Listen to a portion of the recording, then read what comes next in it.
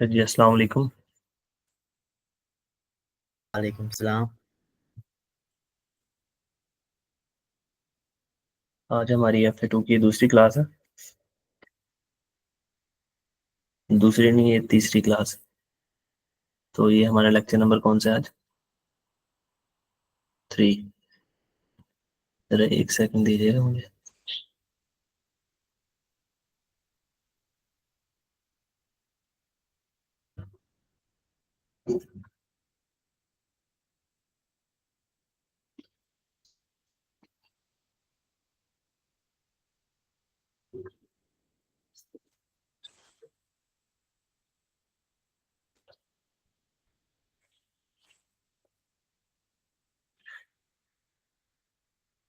अच्छा, मेरी आवाज़ क्लियर है आपको? जी जी। ये आज हमारा लेक्चर नंबर है 3। ठीक है। थोड़ी सी एक क्विक रिकैप कर लेते हैं कि हमने इससे पहले पहले क्या पढ़ लिया। इससे पहले हमने अभी तक एसिड की डेफिनेशन पढ़ ली है। ठीक है, एसिड क्या होता है हमने पढ़ा था। एसिड एक ऐसा रिसोर्स है जो एंटिटी ऑन भी करती है और कंट्रोल भी करती है। फिर हमने एसिड की इनिशियल रिकॉग्निशन भी पढ़ ली है कि एसिड को जब आप पहली बार खरीद के लेके आते हो तो कैसे रिकॉर्ड करते हैं अपने पास। उसमें वो सारी चीजें, परचेज प्राइस में से आपने डिस्काउंट को माइनस कर देना है। ठीक है। फिर उसके बाद सब्सिक्वेंट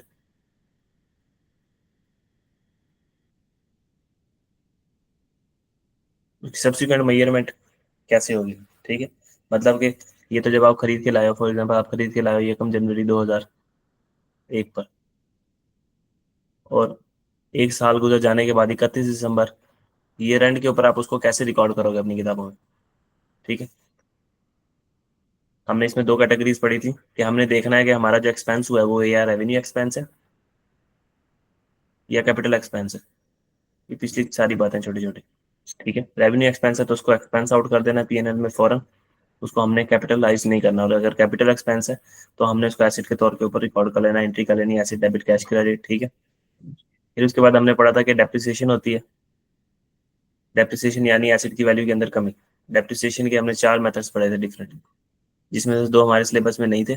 ठीक है। उनका नाम मैंने आपको बता दिया था, पीडीएफ आपसे शेयर कर दी थी सारी। तो हमने शुरू किया था स्ट्रेट लाइन मेथड, इसको हमने कंप्लीट कर दिया था। फिर हमने शुरू किया था रिड्यूसिंग बैलेंस मेथड। मेरे ख्याल से ये अभी हमने शुरू नहीं किया था और हमने इसको भी शुरू करना था। ठीक है। तो स्ट्रेट लाइन मेथड में एक छोटा सा पॉइंट रह गया था जो मैंने लास्ट में बोला था। मैंने कहा था कि मैं उसको रिपीट भी कर दूंगा। वो पॉइंट ये था कि हमें कैसे पता लगेगा, एक कंपनी को कैसे पता लगेगा कि उसने स्ट्रेट लाइन मेथड लगाना है कि रिड्यूसिंग बैलेंस मेथड लगाना है। तो कंपनी जब भी कोई एक एसिड लेके आएगी, स्टैंडर्ड कहता है अपने आप से पूछो क्या इस एसिड से तुम्हें इक्वल फायदा आना है, हर साल बराबर फायदा आना है।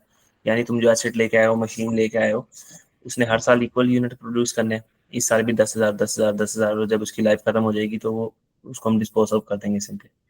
तो अगर तुम्हें बेनिफिट आना है बिल्कुल इक्वल, ठीक है, तो तुमने स्ट्रेट लाइन मेथड यूज करना है डेप्रिसिएशन के लिए। उसमें भी तुम्हारी, क्योंकि स्ट्रेट लाइन डेप्रिसिएशन में हर साल डेप्रिसिएशन की आती है बराबर। लेकिन अगर तुम्हारा ऐसा सीन है कि तुम्हें ईयर 1 में पहले साल में फायदा आना है ज्यादा, ठीक है, और जो दूसरा साल है उसमें फायदा आना है थोड़ा सा कम, तीसरे साल में उससे कम, चौथे साल में उससे कम, पांचवें साल में बिल्कुल कम।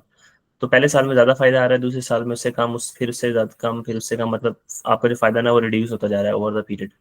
तो इस वाले सिनेरियो के अंदर आप कौन सा रिड्यूसिंग बैलेंस मेथड यूज करोगे? RBM, reducing balance method. ठीक है। क्योंकि आप देखोगे कि जब रिड्यूसिंग बैलेंस मेथड से हम डेप्रिसिएशन निकालेंगे तो वो डेप्रिसिएशन क्या होगी, आहिस्ता आहिस्ता पहले साल में सबसे ज्यादा, उसके बाद कम कम कम होती होती कम होगी। ठीक है।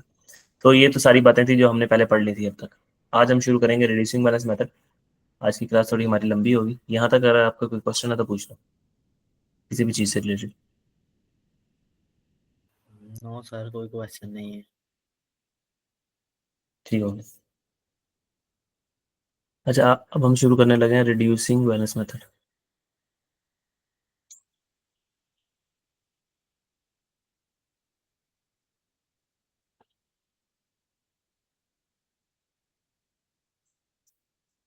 इसमें सबसे पहली बात मैंने कहा कॉन्स्टेंटली रिड्यूसिंग डेप्रिसिएशन होगी। क्या? कॉन्स्टेंटली रिड्यूसिंग डेप्रिसिएशन मतलब हर साल आपकी डेप्रिसिएशन जो है ना वो आहिस्ता आहिस्ता आहिस्ता कम होती जाएगी over the period of its useful life. दूसरे नंबर पे हम इसको डेप्रिसिएशन को कैसे निकालेंगे? रिड्यूसिंग बैलेंस मेथड या आरबीएम आप इसको शॉर्ट फॉर्म में भी कह सकते हो। रिड्यूसिंग बैलेंस मेथड में डेप्रिसिएशन निकालने का जो फार्मूला होता है वो क्या होता है कि हम बुक वैल्यू को मल्टीप्लाई कर देते हैं रेट से। बुक वैल्यू को मल्टीप्लाई कर देते हैं रेट से। अगर तो हमारा एसेट, जिस हमने एसेट को खरीदा है वो एसेट का पहला साल है, तो उस पहले साल पे हमारी कॉस्ट और बुक वैल्यू आपस में बराबर होती है। हम कहते हैं जो कॉस्ट है वही बुक वैल्यू है और जो बुक वैल्यू है वही कॉस्ट है। ठीक है। और उसके बाद सब्सिक्वेंटली हमारी कॉस्ट में से डेप्रिसिएशन माइनस करके बुक वैल्यू निकलती है। बुक वैल्यू आपको पता है ना, मैंने बताया था कैसे निकलती है। बुक वैल्यू किसके बराबर होती है? कॉस्ट में से एक्यूमुलेटेड डेप्रिसिएशन को हम माइनस कर दें। एक्यूमुलेटेड डेप्रिसिएशन का क्या मतलब? डेट ऑफ परचेज से लेके डेट ऑफ सेल तक की डेप्रिसिएशन। अगर हमने इसको सेल नहीं किया तो उसका मतलब आज तक की डेप्रिसिएशन जहां आप खड़े, हमने खरीदा था एसेट को 1 जनवरी 2001 पे, हम खड़े हैं 31 दिसंबर 2002 पे, तो 2 साल गुजर गए। 2 साल की डेप्रिसिएशन, कॉस्ट में से 2 साल की डेप्रिसिएशन माइनस कर दो तो आपके पास बुक वैल्यू आ जाएगी। यानी किताबों के अंदर एसेट कितने का नजर आ रहा है डेप्रिशिएट होने के बाद। ठीक है। अब यहाँ पे एक छोटी सी बात कर दूं, जब हमने स्ट्रेट लाइन मेथड पढ़ा था, SLM straight line method, straight line method में इसका फार्मूला क्या हुआ करता था? Cost minus residual value over useful life. ठीक है। तो ये रेजिडुअल वैल्यू जो है ये कहाँ गई? ये जो एक्चुअली में आपको यहाँ रेट निकल रहा होता है ना, आपको रिड्यूसिंग बैलेंस में जो रेट दिया गया होता है ये एक फार्मूले के तहत निकला होता है। ठीक है। वो फार्मूला आपको सीखने की जरूरत नहीं है, मैं सिर्फ बता देता हूँ कि एक फार्मूले के तहत रेट निकला होता है और उस फार्मूले के अंदर ना ये रेजिडुअल वैल्यू का इम्पैक्ट उन्होंने पहले ही से ही ले लिया होता है। तो ये रेजिडुअल वैल्यू इस रेट के अंदर खुद ब खुद इनकॉर्पोरेट की हुई होती है। तो ये एक छोटी सी बात थी, मैंने सोचा आप लोगों को पता होनी चाहिए। अच्छा, बेसिक हमारा ये दो चीज़ें कि हम रिड्यूसिंग बैलेंस मेथड कब लगाएंगे। रिड्यूसिंग बैलेंस मेथड तब लगाएंगे जब हमें एक एसिड से पहले साल में ज़्यादा फायदा आना है, फिर दूसरे साल में उससे कम, तीसरे साल में उससे कम। क्यों? और डेप्रिसिएशन निकालने का फार्मूला क्या है? डेप्रिसिएशन फॉर द ईयर कैसे निकलेगी? डेप्रिसिएशन फॉर द ईयर कैसे निकलेगी? बुक वैल्यू को मल्टीप्लाई कर देंगे रेट के साथ। अब इसके ऊपर हम एक सवाल देख लेते हैं। मिसाल के तौर पर हमारी कॉस्ट है 100 रुपये। ठीक है। हमारा जो रेट दिया हुआ वो कितना दिया हुआ? 10%। और हमसे पूछा गया कि डेप्रिसिएशन निकालो, लेकिन किस मेथड से निकालो? रिड्यूसिंग बैलेंस मेथड से। डेट ऑफ एक्विजिशन है, हमने जिस दिन इसको एक्वायर किया 1 जनवरी 2001। ठीक है। और हमसे रिक्वायर क्या किया जा रहा है कि आप डेप्रिसिएशन निकाल के दो 31 दिसंबर 2001 की, 2 की और 3 की। ठीक है। ये हमारे पास रिक्वायरमेंट है। फिर मैंने आपको सिखाया था इसमें हम एक स्टैंडर्ड वर्किंग करते होते हैं। और स्टैंडर्ड वर्किंग कैसे करते होते हैं? हम यहाँ पे लिखते हैं डेट। जल्दी जल्दी आपने काम करना है, पेपर के अंदर टाइम नहीं होगा आपके पास। ठीक है। अगर आप इसको शॉर्ट फॉर्म में खुद करना चाहो तो ये चीज़ें आप इग्नोर भी कर सकते हो, डेट, डिस्क्रिप्शन। और यहाँ पे हम लिख देते हैं एसेट। अब हमने एसेट को कब खरीदा है? सबसे पहले 1 जनवरी 2001 पर। ठीक है। उस दिन उसकी कॉस्ट क्या थी? 100 रुपये। ठीक है।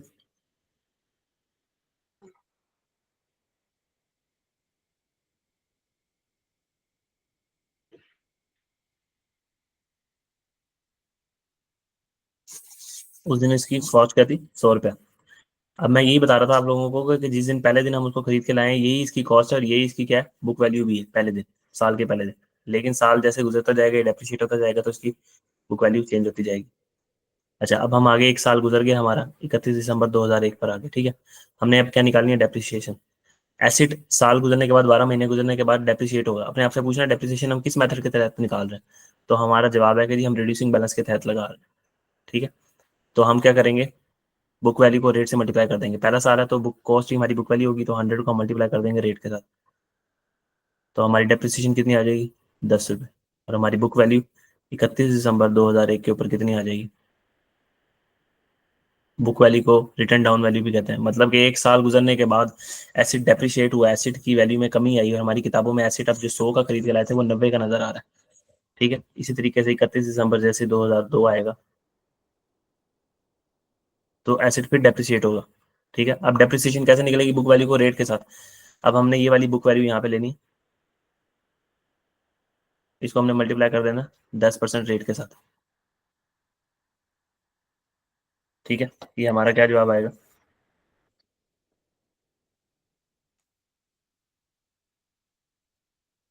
9।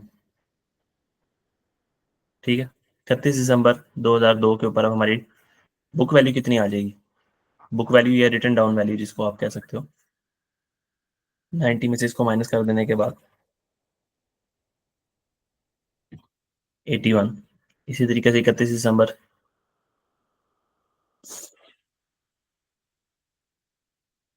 2003 है।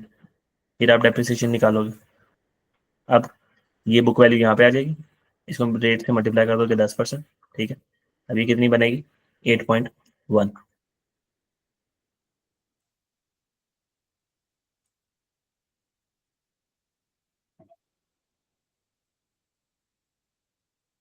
हमारी बुक वैल्यू क्या आ जाएगी?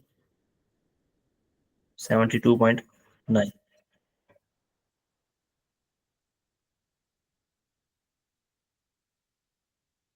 ठीक है, तो ये जो डेप्रिसिएशन है ये कहाँ चली जाएगी?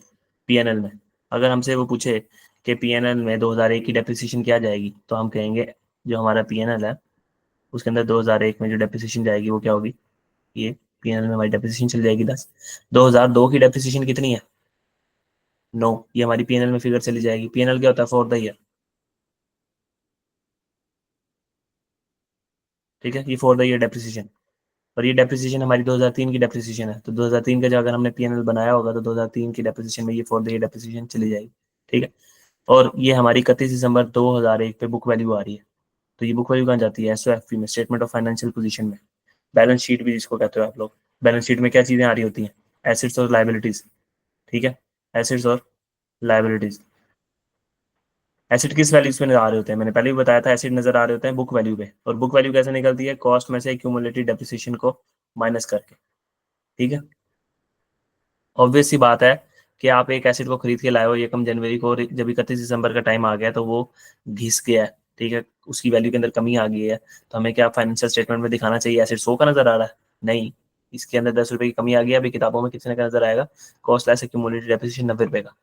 तो सिंपल, मैंने इस चीज को आप एक वर्किंग में कर दिया था, आपको ज्यादा सोचना भी नहीं पड़ेगा। आपने एक सिंपल सी वर्किंग बना लेनी है 3 स्टेप की। ठीक है, आपसे पूछेगा 31 दिसंबर में बुक वैल्यू बताओ, ये वो वैल्यू जिस पे किताबों में नजर आना चाहिए, हमारी एसेट्स नजर आना चाहिए। अगर कुछ 31 दिसंबर 2002 पे, तो हम कहेंगे ये 2 साल गुजर गए, हम इसको ये कम जनवरी 1 पे खरीद के लेके आए थे, अब तक 2 साल गुजर गए, तो इसमें से 2 साल की डेप्रिसिएशन माइनस कर दो। ठीक है, 100 में से 1 साल की डेप्रिसिएशन माइनस की, फिर दोबारा डेप्रिसिएशन माइनस की, तो 81 पे हमारे दूसरे साल के एंड पे ये नजर आना चाहिए एसएफपी।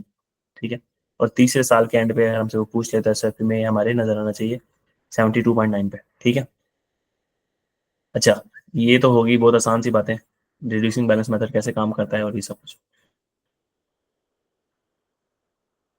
इसका एक शॉर्टकट भी है। ठीक है, क्या इससे भी ज्यादा कोई शॉर्टकट चीज है? जी, इससे भी ज्यादा कोई शॉर्टकट चीज है? ये उनके लिए जो थोड़ा अपना दिमाग ना ज्यादा चलाते हैं। ठीक है, आपने डेप्रिसिएशन निकालनी है। ठीक है, मैं बुक वैल्यू बताता हूँ। आपने बुक वैल्यू निकालनी है, फॉर एग्जाम्पल आपने एक ही स्टॉक में बुक वैल्यू निकालनी है। बुक वैल्यू कैसे निकलती है? कॉस्ट में से एक्यूमुलेटेड डेप्रिसिएशन। ये कॉस्ट है 100 रुपीज की, इस 100 में से 10% जो है ना वो डेप्रिसिएशन है। जो हमने ऊपर रेट लिखा हुआ है देखो, 10%, 100 का 10% क्या है? डेप्रिसिएशन। और बाकी 90% क्या है? हमारी बुक वैल्यू। तो आप इस सवाल को डायरेक्ट भी कर सकते थे। डायरेक्ट कैसे कर सकते थे? वो आपसे कहता बताओ मुझे 31 दिसंबर 2001 की डेप्रिसिएशन क्या है, तो आप क्या करते हैं? 100 को मल्टीप्लाई करते हैं 10% से, ये आ जाती डेप्रिसिएशन। लेकिन अगर वो आपसे कहता मुझे आप बताओ 31 दिसंबर 2001 की बुक वैल्यू, किसकी? 2001 की बुक वैल्यू, तो आप क्या करते हैं? 100 को मल्टीप्लाई कर देते हैं 90% से, तो आपके पास बुक वैल्यू आ जाती कितनी? 90। वो आपसे कहता मुझे बताओ बुक वैल्यू लेकिन 2002 की, तो आप क्या करते हैं? 100 को 90% करते, फिर उसको दोबारा 90% कर देते, तो आपका जवाब खुद ब खुद आ जाता 81। तो ये आपकी बुक वैल्यू निकल आती।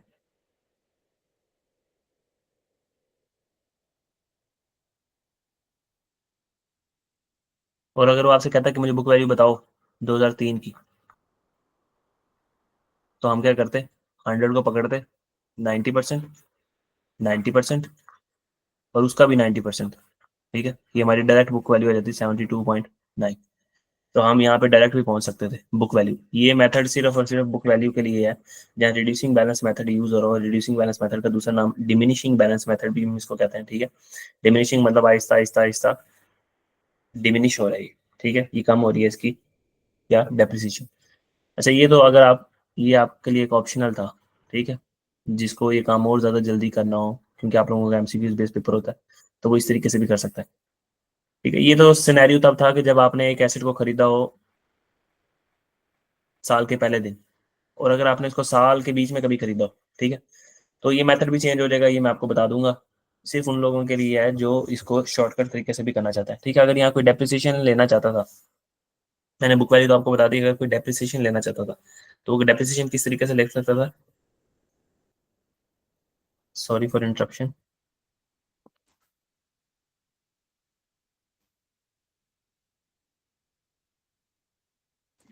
अच्छा यहाँ तक कोई सवाल है तो पूछ लो। नहीं नहीं, कोई सवाल नहीं है।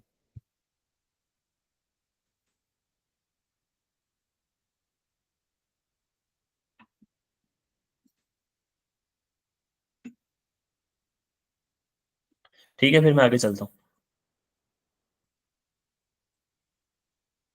ओके। फिर just give me a second, में जरा ये बार बार से जो आवाज आ रही है ना, इसको क्लोज आउट करो।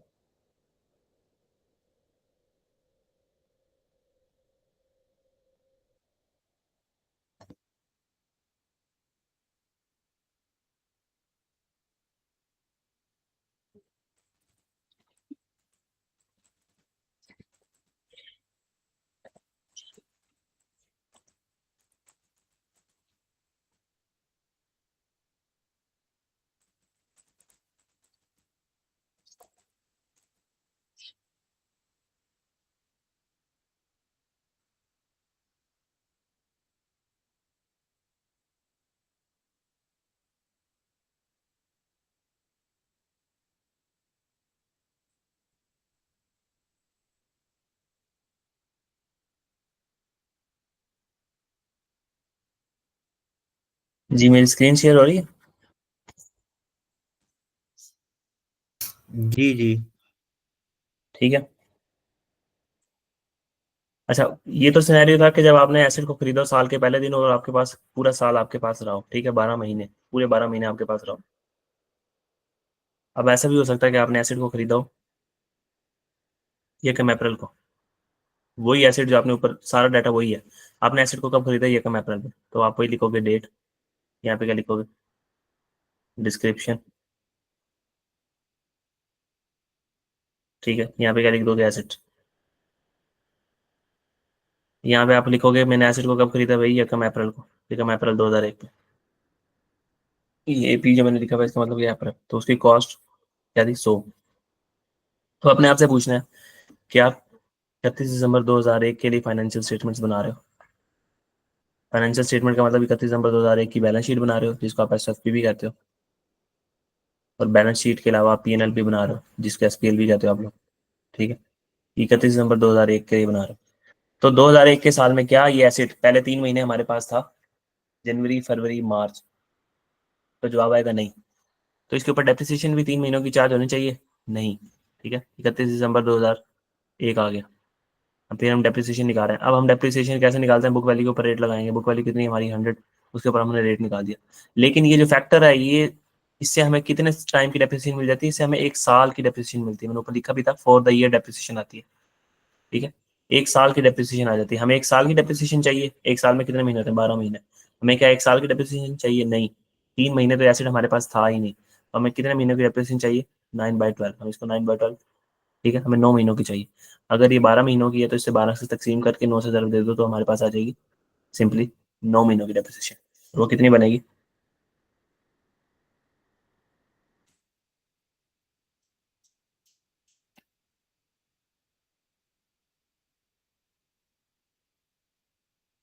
वो आपकी बन जाएगी सीधा सीधा 7.5। ठीक है, आप इसको 100 में से माइनस करोगे, आपका जवाब आ जाएगा 92.5। ठीक है, अब इसी तरीके से अब 31 दिसंबर 2002 आएगा, फिर आप दोबारा डेप्रिसिएशन निकालोगे, ये आपकी बुक वैल्यू हो जाएगी। ठीक है, यहाँ पे मैं डेट लिखना भूल गया, दोबारा से 31 दिसंबर 2001 के ऊपर ये आपकी बुक वैल्यू आ रही है, यानी WDV आ रही है कितनी, ये। ठीक है, इसको हम थोड़ा सा उठाते हैं और इसको थोड़ा सा नीचे ले आते हैं। भाई आप भी नीचे आ जाओ थोड़ा सा।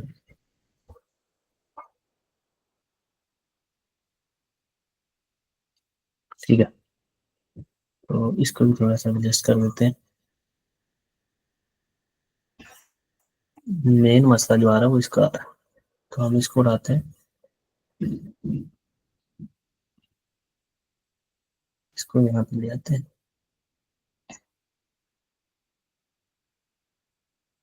अच्छा सॉरी, ये ना मैंने थोड़ा सा गड़बड़ कर दी, तो इस वजह से इसको सेट करने में टाइम लगा।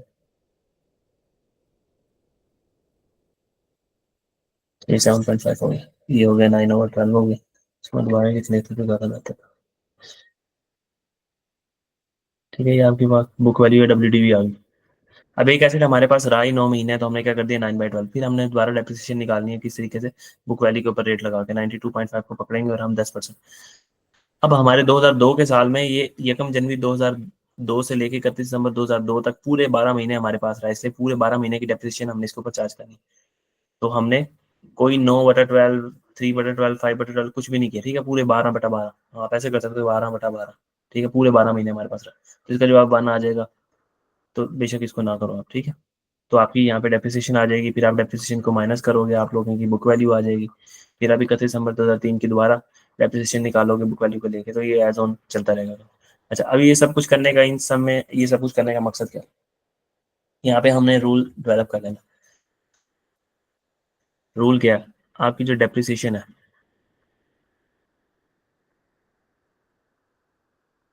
ठीक है, वो डेप्रिसिएशन क्या है? अगर आपने at start of year purchase किया एसेट को, तो फुल ईयर की डेप्रिसिएशन आप चार्ज कर लोगे। ठीक है, और अगर आपने मिड ऑफ ईयर को परचेज किया, मिड ऑफ ईयर मतलब साल के किसी भी दिन आपने खड़े होके यकम अप्रैल को, यकम दिसंबर को कर लिया, तो आप क्या करोगे, 1/12 ले लोगे डेप्रिसिएशन में सिर्फ। ठीक है, इसके अलावा आपने अप्रैल मई जून जुलाई कभी भी आपने परचेज कर लिया, से कह लो आपने यकम जुलाई को परचेज किया, तो आप क्या कर लोगे, 6/12 ले लोगे। ठीक है, तो मिड ऑफ ईयर किया तो आपको क्या करना पड़ेगा, एक फ्रैक्शन लगानी पड़ेगी। फ्रैक्शन वो साल के हिसाब से होगी, fraction according to date of purchase, DOP, date of purchase के हिसाब से लगानी पड़ेगी। ठीक है, तो ये तो एक छोटी सी समरी थी। अच्छा, अब हमारे पास ना पॉलिसी होती है अकाउंटिंग की, डेप्रिसिएशन की छोटी सी पॉलिसी होती है। वो पॉलिसी क्या होती है?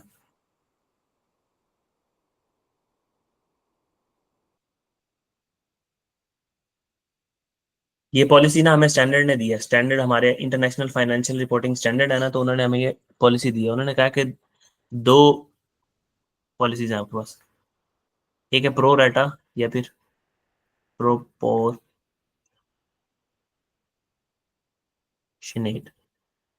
प्रो रेटा बेसिस के ऊपर आप डेप्रिसिएशन को कैलकुलेट करो, या प्रोपोर्शनेट बेसिस के ऊपर आपने डेप्रिसिएशन को कैलकुलेट करना। ठीक है, और दूसरा रूल वो मैं अभी बाद में लिखता हूँ, पहले मैं थोड़ा इसको एक्सप्लेन कर देता हूँ। ये हमने सीख लिया, ये दोनों एक ही हैं, ये दोनों अल्टरनेटिव एक ही वर्ड है।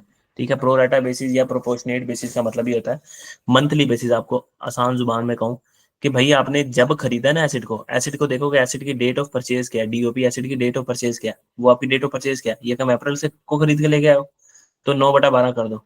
मतलब जितने मंथ एसेट आपके पास रहा है ना, उतने मंथ की आपने डेप्रिसिएशन चार्ज करनी है, 9/12 कर दो। जितने मंथ एसेट आपके पास रहा है प्रोपोर्शनेट बेसिस के ऊपर, प्रोपोर्शनेट मतलब के मंथ है 12, 12 में से आपके पास एसेट रहा है 9 महीने, तो उस प्रोपोर्शन के हिसाब से आप निकाल लो कि 12 महीनों की डेप्रिसिएशन इतनी बनती है, तो 9 की बताओ कितनी बनती है। ठीक है, प्रो राटा बेसिस यानी इसका मतलब ये है कि मंथली बेसिस। तो हमने अभी डेप्रिसिएशन ऊपर निकाली थी 2 सवालों के अंदर। हमने कैसे निकाली थी 2 सवालों में, सॉरी 1 सवाल में हमने ऊपर डेप्रिसिएशन कैसे निकाली थी? इसमें हमने प्रोपोर्शनेट बेसिस या प्रो डाटा बेसिस के ऊपर निकाली थी। वो हमें लिख के बताएगा कि कंपनी तुमने डेप्रिसिएशन चार्ज करनी है ऑन प्रो डाटा बेसिस या प्रोपोर्शनेट बेसिस। ठीक है, प्रो डाटा बेसिस और प्रोपोर्शनेट बेसिस के ऊपर। तो हम कहेंगे कि हमारे अगर 31 दिसंबर 2001 के लिए हम फाइनेंशियल स्टेटमेंट बना रहे हैं, तो इस साल हमारे पास एसेट कितने महीने रहा है, तो हम कहेंगे 9 महीने, तो हमने डेप्रिसिएशन प्रो रेटा बेसिस या प्रोपोर्शनेट बेसिस की बेस पे 9/12 निकाल लेनी है। और इस साल हमारे पास कितने महीने रहा, 12 महीने, तो हम 12 महीनों की डेप्रिसिएशन निकाल लेंगे। ठीक है, तो ये था प्रोपोर्शनेट बेसिस और प्रो रेटा बेसिस, यानी मंथली बेसिस के ऊपर आपने डेप्रिसिएशन निकाल लेनी है। और दूसरी पॉलिसी क्या होती है, दूसरी पॉलिसी होती है full year depreciation in the year of purchase.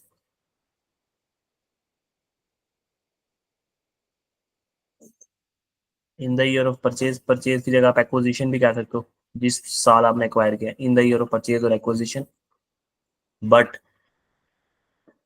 No depreciation in the year of sale.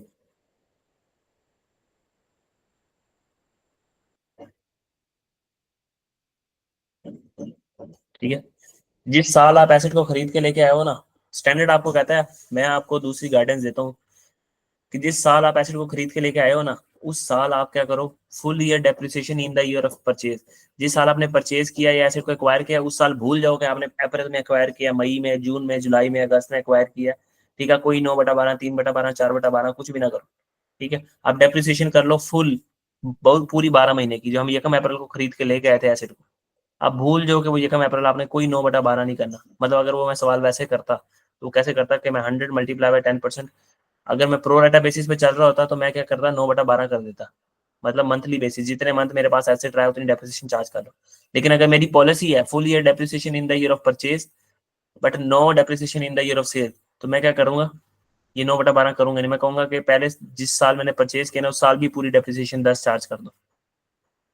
और but no depreciation in the year of sale, जिस साल आप सेल कर रहे होगे, मिसाल के तौर पर 31 दिसंबर 2002 आप उसमें एसेट को आपने सेल कर दिया। अब 31 दिसंबर 2002 की आपने डेप्रिसिएशन जब निकालने लगोगे तो आप यहाँ पे कोई डेप्रिसिएशन भी चार्ज नहीं करोगे। ठीक है, तो एसेट, जो एसेट की बुक वैल्यू 31 दिसंबर 2001 पे आ रही थी, वही एसेट की बुक वैल्यू किस पे आ रही होगी, यहाँ पे बुक वैल्यू कितनी आ रही थी, 90 डेप्रिसिएशन माइनस कर देने के बाद यहाँ कॉस्ट 100। ठीक है, ये 31 दिसंबर 2001 पे बुक वैल्यू आ रही थी हमारी। तो 31 दिसंबर 2002 पे आपने कोई डेप्रिसिएशन चार्ज नहीं करनी। आपने 31 दिसंबर 2002 पे भी बुक वैल्यू कितनी ले लेनी है, क्योंकि कोई डेप्रिसिएशन चार्ज हुई ही नहीं है, तो बुक वैल्यू फिर भी किताबों में कितने पे नजर आ रहा होगा, 90 पे। तो ये थी पॉलिसी। अब हमें कैसे पता लगेगा, या तो वो सवाल के अंदर क्लियरली आपको लिख के देगा कि कंपनी की जो पॉलिसी है ना, ये पॉलिसी किस चीज के लिए, पॉलिसीज फॉर डेप्रिसिएशन।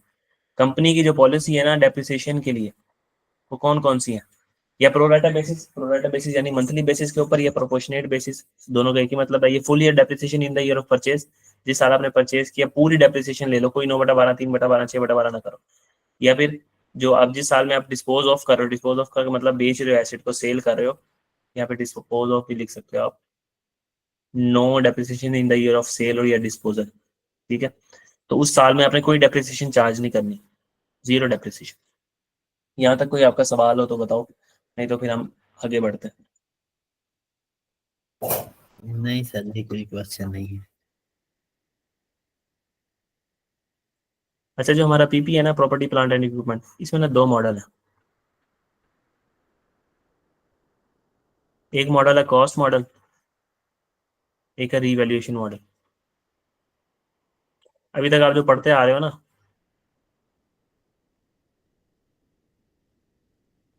वो आपने कॉस्ट मॉडल पढ़ा है। ठीक है, और रीवैल्यूएशन मॉडल आपका बिल्कुल स्लाइटली सर आप कह सकते हो कि 10% आपके सिलेबस के अंदर है, बाकी आपके सिलेबस के अंदर नहीं है।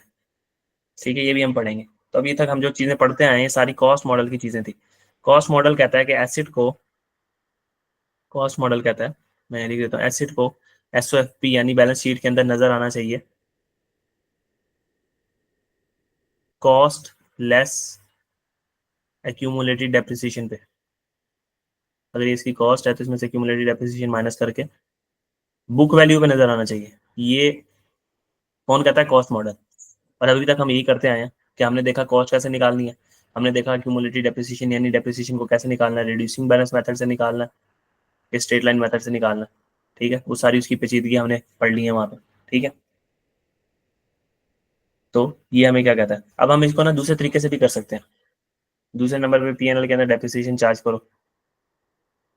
यहाँ सिर्फ पीएनएल में क्या चीज जारी होती है, डेप्रिसिएशन, सिर्फ डेप्रिसिएशन। ठीक है, दूसरे मॉडल में क्या जाता होगा, जब हम वो पढ़ेंगे तो हम देख लेंगे, ठीक है। तो ये कॉस्ट मॉडल आपको कहता है कि आपकी एसएफपी में जो आपके एसेट्स हैं वो किस चीज पे नजर आने चाहिए, बुक वैल्यू पर। बुक वैल्यू कैसे निकलेगी, कॉस्ट लेस एक्यूमुलेटेड डेप्रिसिएशन के ऊपर। तो हमने ये निकाल के देख ली। अब सिंपली हम चलते हैं, चीज़ों को आसानी की तरफ लेके चलते हैं। हम इसको इस तरह भी कर सकते थे, टी अकाउंट की शक्ल में, ठीक है। थोड़ा सा मैं आपको फेमिलियर करवा देता हूँ टी अकाउंट से, कि ये एक एसिड का टी अकाउंट है मिसाल के तौर पर। जो डेप्रिसिएशन है वो क्या, एसिड की वैल्यू के अंदर कमी। अगर एसिड डेबिट नेचर का अकाउंट है तो एक्यूमुलेटेड डेप्रिसिएशन जो है वो एसिड के अंदर कमी है, एसिड का कॉन्ट्रा है, कॉन्ट्रा ऑफ एसिड है। क्या, एसिड का उलट, कॉन्ट्रा ऑफ एसिड। तो डेप्रिसिएशन जो है ये कौन सी नेचर का अकाउंट होगा, क्रेडिट का, ठीक है। एक दोनों से उलट है ना एक दूसरे से। तो एसिड का ओपनिंग कहाँ आता है, यहाँ पे। तो इसका ओपनिंग कहाँ आएगा, यहाँ पे। और यहाँ पे क्या आ जाएगी, डेप्रिसिएशन। मतलब ओपनिंग में कोई डेप्रिसिएशन है और depreciation for the year, depreciation for the year. तो इसका क्या आ जाएगा, कैरी डाउन बैलेंस। यहाँ हमारे पास ओपनिंग में कोई एसिड पड़े थे, हम कोई और एसिड खरीद के लेके आए, एडिशन की है, ठीक है। एडिशन का मतलब क्या है, हमने कोई एसिड खरीदा है, हमने क्या किया, एसिड को डेबिट किया। एसिड यहाँ पे डेबिट हो रहा है और कैश क्रेडिट हो गया। यहाँ आप कैश भी लिख सकते हो, एडिशन की जगह कैश भी लिख सकते हो, ठीक है। तो मैं वैसे एक समझा रहा हूँ, एडिशन का मतलब क्या है, यहाँ पे नया एसिड आ गया। और कोई एसिड अगर हमने निकालना होगा किताबों से तो हम क्या कर देंगे, यहाँ से डिस्पोजल हो गए। यहाँ से हमारी किताब से वो एसिड क्या हो गया, निकल गया।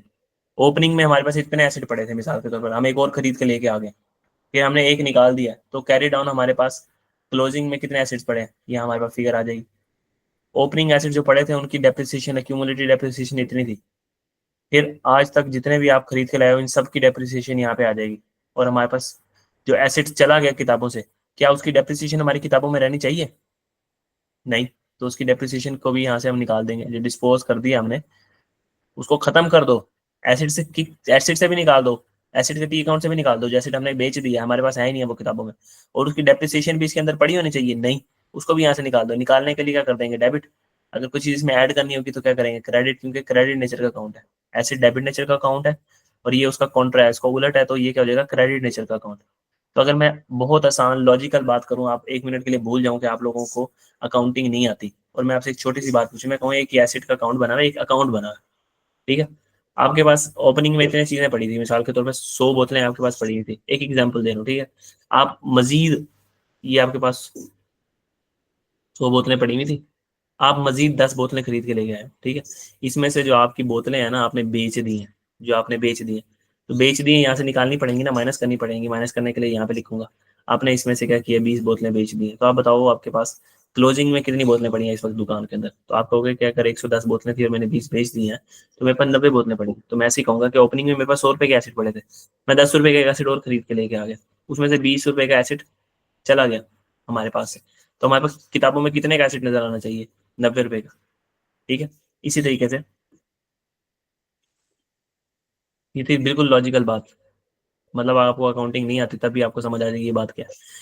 आप सिर्फ ये टी अकाउंट याद कर लो, आपको डिस्पोजल की एंट्रीज कुछ भी याद करने की जरूरत नहीं है, मैं आपको एंट्रीज खुद ब खुद बनवा के दिखाऊंगा। और ये कितना लॉजिकल, मैंने बहुत आसान तरीका आप लोगों को बताया कि आपने सिंपल याद रखना है, कोई चीज ओपनिंग में एसिड हमारे पास पड़े हैं, एडिशन हुई, डिस्पोजल यहाँ से माइनस कर दो और कैरी डाउन हमारे पास आ गया, ठीक है। ये मैं कौन सा मॉडल यूज कर रहा हूँ, कॉस्ट मॉडल। कौन सा मैं मॉडल यूज कर रहा हूँ, कॉस्ट मॉडल, ठीक है। अच्छा जी, फिर हमारे पास ओपनिंग में, ओपनिंग वालों की क्यूमुलेटिव डेप्रिसिएशन आ रही है, और इस साल जो हमारे पास पड़े हैं ओपनिंग वाले एसेट भी पड़े होंगे, और एडिशन में हमने जो किए ये पूरे के पूरे हमारे एसेट्स पड़े होंगे, ठीक है। तो इनकी डेप्रिसिएशन यहाँ आ गई। अगर कोई एसेट हमने बेच दिया, अगर वो एसेट ही नहीं रहा तो उसकी डेप्रिसिएशन भी यहाँ से निकाल दो, बाकी कैरी डाउन की एक्यूमुलेटेड डेप्रिसिएशन यहाँ पे आ जाएगी।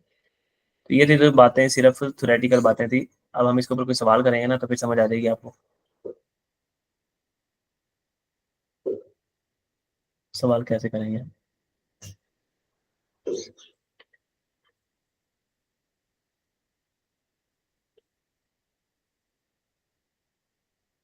अच्छा, अब हम सवाल करते हैं यहाँ पे कोई, हम यहाँ टी अकाउंट से अब सवाल करेंगे। हमारे पास फॉर एग्जांपल एक एसिड है, उसकी कॉस्ट है 200 रुपये, उसकी रेजिडुअल वैल्यू है 10 रुपये, उसकी यूजफुल लाइफ है 5 साल, ठीक है। स्ट्रेट लाइन मेथड हम यूज करते हैं, और हमारी पॉलिसी क्या है, प्रो रेटा बेसिस। अच्छा, एक बात मैं आपको बताना भूल गया कि अगर उसने सवाल के अंदर कुछ भी ना लिख के दिया हो, आपको ना बताया हो कि आपकी कौन सी पॉलिसी, आप प्रो राटा बेसिस यूज करते हो या प्रोपोर्शनेट बेसिस, एक ही बात है। आप प्रो राटा या प्रोपोर्शनेट बेसिस जो आप यूज करते हो, या फिर आप full year depreciation in the year of purchase या acquisition, no depreciation in the year of disposal use करते हो। तो अगर उसने कोई भी गाइडेंस ना दी हो आपको सवाल के अंदर, तो आप बाय डिफॉल्ट क्या अज्यूम करोगे? आपने by default pro rata basis के ऊपर डेप्रिसिएशन निकालनी है कि एसिड जो मैं खरीद के लाया हूँ प्रो राटा बेसिस के ऊपर आपने डेप्रिसिएशन निकालनी है। जिस महीने में खरीद के लाया हूँ 9/12 करना है, 6/12 करना है। ठीक है। अब मैं यहाँ पे लिख लेता हूँ फॉर एग्जाम्पल हमारी डेट ऑफ एक्विजिशन आप लोगों के समझने के लिए, ये कम जुलाई है, ये कम जुलाई 2001। ठीक है। अब मैं आपको टी अकाउंट की वर्किंग से सिखा रहा हूँ। ठीक है, ये हमारे पास सर जी सवाल है। टी टी अकाउंट के बगैर भी तो ये क्वेश्चन हो सकता है। हाँ हो सकता है टी अकाउंट के बगैर ये सवाल, लेकिन सिंपली आपको टी अकाउंट भी बनाने आने चाहिए ना। टी अकाउंट से भी वही चीजें निकलेंगी जो उसके बगैर निकलती। डिस्पोजल में आपको टी अकाउंट बनाना पड़ेगा। ठीक है, इसके लिए मैं आपको अभी से तैयार कर रहा हूँ। बिल्कुल निकल सकती है बगैर टी अकाउंट बनाए, लेकिन उसमें आपको बहुत ज़्यादा दिमाग लगाना पड़ेगा। तो इसमें देखना आप बिल्कुल एक स्टॉक के अंदर आपकी चीज़ें निकल रही होंगी, आप चीज़ें आसानी की तरफ लेके जा रहे हैं ना, हम बात को कंपाइल अप कर रहे हैं। ठीक है, अब हमारी रिक्वायरमेंट क्या है? इसने कहा डेप्रिसिएशन, एक्यूमुलेटेड डेप्रिसिएशन निकाल के दो मुझे 31 दिसंबर 2001 के लिए, 2 के लिए, 3 के लिए। ठीक है, और एसिड का टी अकाउंट बना के दो, और एक्यूमुलेटेड डेप्रिसिएशन का क्या बना के दो, टी अकाउंट बना के दो 31 दिसंबर 2001 के लिए, 2 के लिए, और 3 के लिए। टी अकाउंट में कोई मुश्किल हो अभी तक तो पूछ लो। टी अकाउंट में कोई बात समझ ना आई हो ऊपर जो मैंने किया है, तो उसको पूछ लो अभी। नो सर, कोई मुश्किल नहीं। ठीक हो गया। मैंने क्यूमुलेटिव डेप्रिसिएशन जब पहले लेक्चर में बताई थी, तो मैंने आपको बताया भी था कि क्यूमुलेटिव डेप्रिसिएशन कैसे निकलती है। ओपनिंग के अंदर हम फॉर द ईयर डेप्रिसिएशन को ऐड कर दे तो हमारी क्या जाती है, क्यूमुलेटिव डेप्रिसिएशन। ऐसे ही है ना, और उसमें से डिस्पोजल की माइनस कर दें तो ये हमारे पास अब पूरा फार्मूला बन गया क्यूमुलेटिव डेप्रिसिएशन निकालने का। फॉर द ईयर डेप्रिसिएशन तो सेम रहती है ना। जी जी, स्ट्रेट लाइन मेथड में सिर्फ, वो भी अगर आपने पहले साल उसको पहले साल के पहले मंथ में परचेज किया हो, अगर बीच में परचेज किया होगा तो अब वो ऑब्वियसली 6 महीने की डेप्रिसिएशन आ रही होगी। हाँ, अगले सालों में भी डेप्रिसिएशन क्या हो जाएगी बराबर। अच्छा, हम यहाँ पे बना लेते हैं एसिड का अकाउंट सबसे पहले। एसिड का अकाउंट हम किस चीज़ पे बना रहे हैं? कॉस्ट पे। इसमें हम एसिड की क्या ला रहे हैं? कॉस्ट।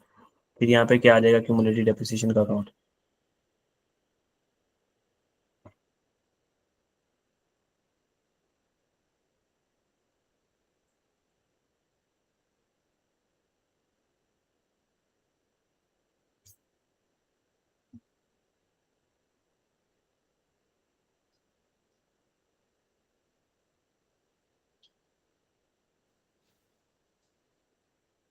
लो जी, अब हमने एसिड को किस दिन परचेज किया? ये कम जुलाई को। मैं लिख देता हूँ ये कम जुलाई 2001 को मैंने एसिड को परचेज किया। एसिड को परचेज करने की क्या एंट्री होगी? एसिड अकाउंट डेबिट, और कैश क्या हो जाएगा? क्रेडिट। एसिड को कितने का परचेज करके लेके आया हूँ मैं? 200 का। ठीक है, क्या यकम जनवरी 2001 पे मेरे पास कोई एसिड पड़े थे? तो अगर कोई एसिड नहीं पड़े थे तो मैं यहाँ भी थोड़ा सा इसको नीचे करता हूँ।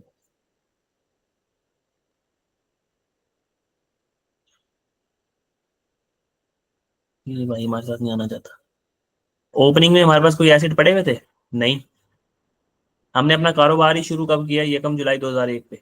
तो हमारे पास यकम जनवरी 2001 पे क्या कोई एसिड पड़े थे? हमारे ईयर एंड क्या 31 दिसंबर 2001 मैंने ये लिखा हुआ भी है। ठीक है, तो क्या यकम जनवरी 2001 पे हमारे पास कोई एसिड पड़ा हुआ था? नहीं।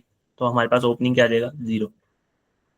फिर हम नया एसिड खरीद के लेके आए, हमने एंट्री क्या की? Acid account debit, cash credit. ठीक है, जैसे सिंपल एसिड खरीदने की एंट्री करते हैं। हमने एसिड को रिकॉर्ड कर लिया। तो जब ओपनिंग में कोई एसिड नहीं पड़े थे, ओपनिंग की कोई क्यूमुलेटिव डेप्रिसिएशन होगी? नहीं। तो वो भी कितनी हो जाएगी? 0। फिर अब हमने क्या निकालनी है? Depreciation for the year. जो हम एसिड खरीद के लाए हैं उसके ऊपर डेप्रिसिएशन निकालनी है।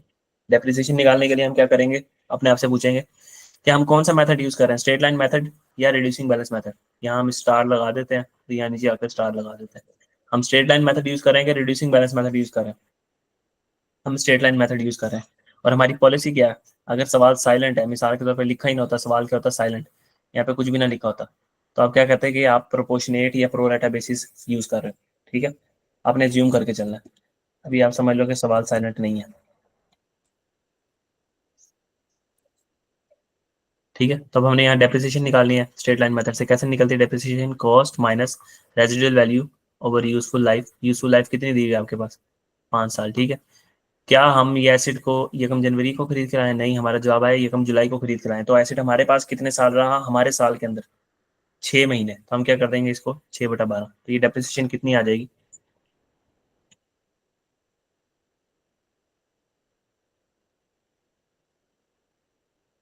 या फिर डेप्रिसिएशन आ जाएगी 19।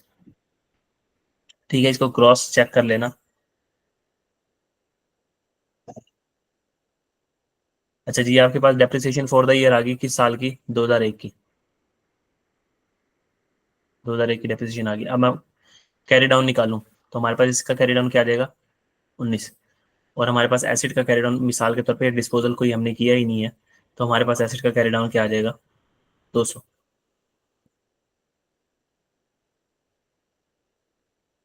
इस वर्किंग को उठाओ और इसको यहाँ पे रखो।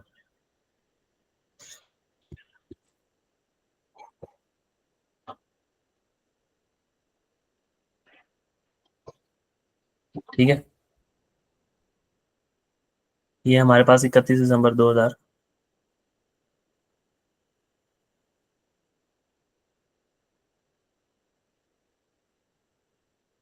क्यों भाई क्यों,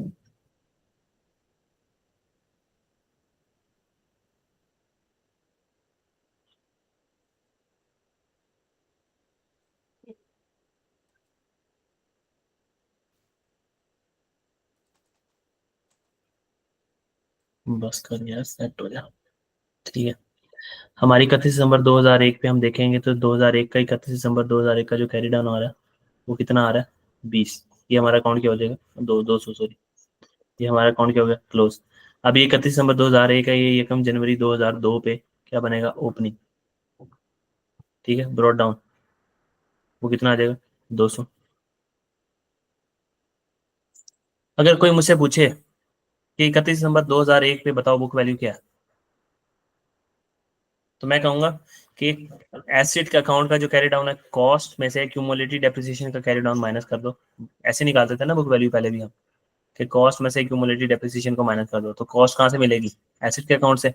ये आ रही है कॉस्ट, कॉस्ट में से क्यूमुलेटिव डेप्रिसिएशन का कैरी डाउन माइनस कर दो, तो हमारे पास क्या आ जाएगी, book value 200 minus 19, book value हमारे पास आ जाएगी। What ever is the answer.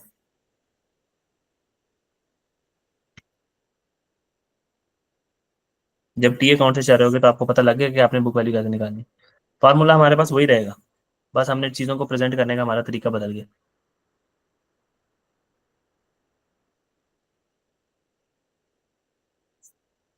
ठीक है,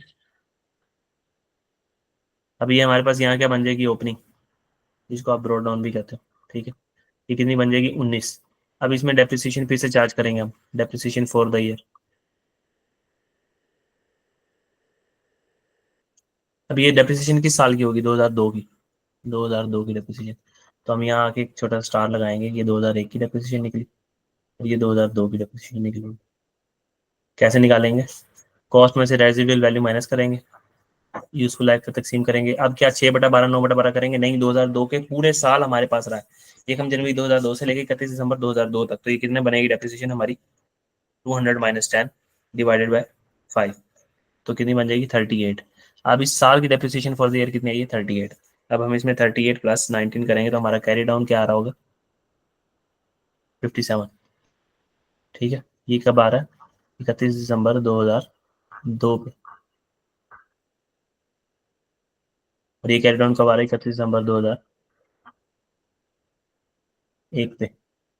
ठीक है,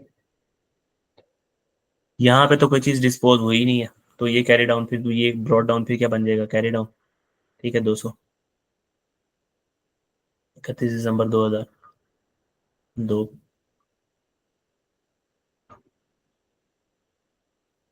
ठीक है, यहाँ तक कोई चीज़ समझ ना आई हो, फिर इसके बाद मैं तीसरे साल पे बढ़ता हूँ और बातों को कंक्लूड करता हूँ। जल्दी जल्दी बता दो, यहाँ तक कोई चीज़ समझ ना आई हो। सर जी कोई क्वेश्चन नहीं है। ठीक है, अब क्या आ जाएगा, ये कम जनवरी 2003, ये जो कैरी डाउन है ये क्या बन जाएगा, मुझे बताओ तो सही। यहाँ पे आएगा ब्रॉड डाउन, ये कम जनवरी 2003। ठीक है, इनको उठाएंगे, इनको कहेंगे भाई हमारे साथ चलो, तुम्हें हम मदीने लेके चलते हैं। क्या, 31 दिसंबर 2003 जो हमारा कैरी डाउन था वो 57 को क्या बन जाएगा, ब्रॉड डाउन। अब इसके अंदर दोबारा क्या आएगी, depreciation for the year. Depreciation निकालने के लिए हम फिर वही काम करेंगे कि 2003 की डेप्रिसिएशन अगर हमने निकालनी है तो कैसे निकालेंगे 2003 की डेप्रिसिएशन। कॉस्ट में से, कॉस्ट कितनी है हमारे पास, 200, cost minus residual value over useful life. अब क्या 6/12, 2/12 करेंगे, यहाँ पे 12/12 हुई थी ना, क्योंकि 12 महीने हमारे पास। ठीक है, यहाँ पे भी हमारे पास 12/12, ये आप ना भी करो तो कोई मसले वाली बात नहीं है, 12/12 जवाब वन नहीं आता है। ठीक है, तो पूरे साल हमारे पास रहे तो पूरे साल की डेप्रिसिएशन हम फिर दोबारा से 38 चार्ज करेंगे। ठीक है, अब हमारे पास कैरी डाउन एक्यूमुलेटेड डेप्रिसिएशन कितनी आ जाएगी 31 दिसंबर 2001 के, 2003 के एंड पे, 57 + 38, 95। ठीक है, और ये हमारे पास जो एसिड है इसका ओपनिंग आ जाएगा ये कम जनवरी 2003 के ऊपर, क्योंकि कोई चीज़ डिस्पोज ऑफ हुई नहीं है तो यही जो कैरी डाउन हमेशा चलता रहेगा 200, और यही दोबारा 31 दिसंबर 2001 3 पे, बार बार 2001 नहीं कर रहा मेरे मुंह से, कैरी डाउन कितना बनेगा, 200। अच्छा, अब कंक्लूजन क्या हुआ भाई, हमारे पास टी अकाउंट हमने बनाना सीख लिया, ये हमारा था टी अकाउंट। हम इसके अंदर थोड़ा सा एक लाइन बना देते हैं, ये हमारा टी अकाउंट था। हमने लिया, ओपनिंग में हमारे पास कोई एसिड पड़ा हुआ ही नहीं था। ठीक है, हमने एसिड डेबिट कैश क्रेडिट किया, उसके बाद हमारे पास ये कम जुलाई को हमने जब ये एसिड खरीदा था तो हमने एसिड डेबिट कैश क्रेडिट कर दिया। ठीक है, उसके बाद हमने इसका carry down as it is आगे, कोई डिस्पोजल इसके अंदर था ही नहीं, डिस्पोजल कोई भी नहीं था। तो फिर हमने इसको क्या किया, एज इट इज ये कैरी डाउन बन गया हमारा। फिर ये दोबारा ओपनिंग ब्रो डाउन बना, फिर ये दोबारा कैरी डाउन बना, फिर ओपनिंग ब्रो डाउन बना, फिर ये कैरी डाउन बना। ठीक है, तो ये एसिड अकाउंट था। इसके बाद एक्यूमुलेटेड डेप्रिसिएशन में ओपनिंग अगर एसिड कोई नहीं मौजूद था हमारे पास तो उनकी डेप्रिसिएशन भी जीरो होगी। फिर डेप्रिसिएशन फॉर द ईयर निकालेंगे, हमने अपने आप से पूछना है हमारी कंपनी की पॉलिसी क्या प्रो राटा बेसिस है या फिर depreciation full year depreciation in the year of purchase, no depreciation in the year of sale, ये डिस्पोजल के साथ में।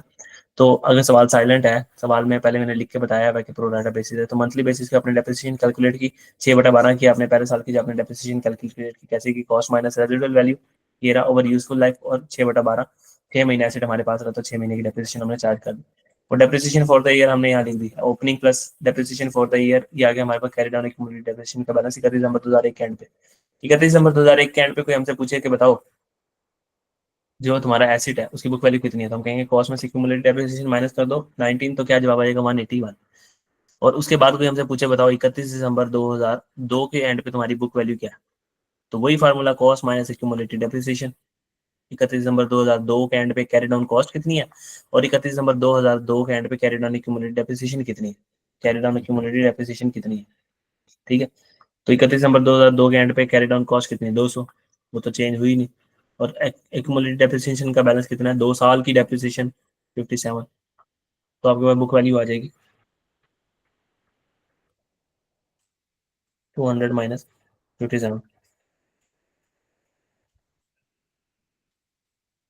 143। ठीक है, ये आप वो उस वर्किंग से करते तब भी आपका जवाब यही आता। अब आपका टास्क ये होगा कि आपने ये सवाल उसी वर्किंग से करना है और आपने चेक करना है कि क्या है आपका लोगों का जवाब यही आ रहा है, यही बुक वैल्यूज नहीं करेंगे 31 दिसंबर 2001 के एंड पे। ठीक, 31 दिसंबर 2003 की आपने बुक वैल्यू निकालनी है, 2003 की कॉस्ट में से एक्यूमुलेटेड डेप्रिसिएशन को माइनस करोगे। कैरी डाउन कॉस्ट किस दिन की कैरी डाउन कॉस्ट, 31 दिसंबर 2003 की क्या आ रही है, 200, और यहाँ पे उसकी एक्यूमुलेटेड डेप्रिसिएशन कितनी आ रही है, 95। 2003 तक की डेप्रिसिएशन 200 में से 95 को माइनस कर दो तो आपके पास क्या जवाब आ जाएगा, 105।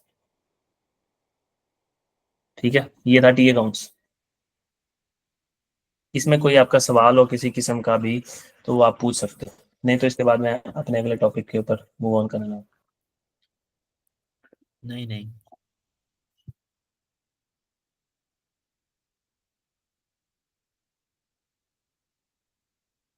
ठीक है, मैं डिस्पोजल शुरू करने लगा हूँ कि हम फॉर एग्जांपल हमने कोई एसिड डिस्पोज ऑफ कर दी। अच्छा, ऑब्वियसली इसमें ना कोई छोटी मोटी चीजें होंगी, जैसे मैंने एक शॉर्टकट आपको ऊपर बताया था, तो वो शॉर्टकट रिड्यूसिंग बैलेंस मेथड में मिड ऑफ द ईयर के लिए नहीं बताया। ठीक है, वो भी बता दूंगा। और जो छोटी मोटी चीजें वो कल हम देखेंगे। ये आज मैं बेसिक्स पे बात कर रहा हूँ, कल हम इसको 100% कवर अप करके ये सारे टॉपिक्स को बाइंड अप कर देंगे। ठीक है, डिस्पोजल, हमने कोई एसिड डिस्पोज ऑफ कर दिया। ठीक है, हमारे पास था, हमारी किताबों में आ रहा था, और हमने इसको क्या कर दिया, डिस्पोज ऑफ कर दिया अपने पास। डिस्पोजल क्या होता है जी? Sale of non current asset. आपने नॉन करंट एसिड को बेच दिया। नॉन करंट एसिड में मिसाल के तौर पर आपके पास कोई वैन खड़ी थी। वो वैन, आपने कहा यार ये वैन का ना मॉडल अब पुराना हो गया, इस वैन को बेच के ना हम क्या करते हैं जी, कोई नई वैन ले आते हैं। तो हमने देखना है कि ये जो डिस्पोजल है इसकी अकाउंटिंग कैसे होती है। अच्छा, अब डिस्पोजल की अकाउंटिंग के लिए ना आपके पास तकरीबन 4-5 स्टेप होते हैं। वो मैंने स्टेप आपको अभी समझा दिए हैं, आपको पता भी नहीं चला। ठीक है, बस जब मैं वो लिखूंगा और आप लोगों को बताऊंगा ना, तो आप लोगों को पता लग जाएगा कि मैं उन्हें टी अकाउंट क्यों बनाए थे। तो वो टी अकाउंट आपको बनवाने का मकसद ही मेन ये था कि आपको इनडायरेक्ट में आपको ना डिस्पोजल करवा दूं। तो सबसे पहले डिस्पोजल समझ लो कि डिस्पोजल होता कैसे है, हम उसकी अकाउंटिंग ट्रीटमेंट क्या करते हैं। ठीक है,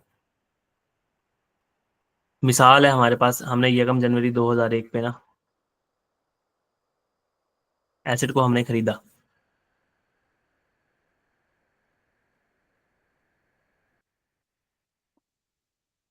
हमने एसिड को खरीदा $100 का, जिसकी यूजफुल लाइफ है, यूएल का मतलब होता है 10 साल, यूजफुल लाइफ। यूएल का मतलब 10 साल नहीं होता, यूएल का मतलब होता है यूजफुल लाइफ।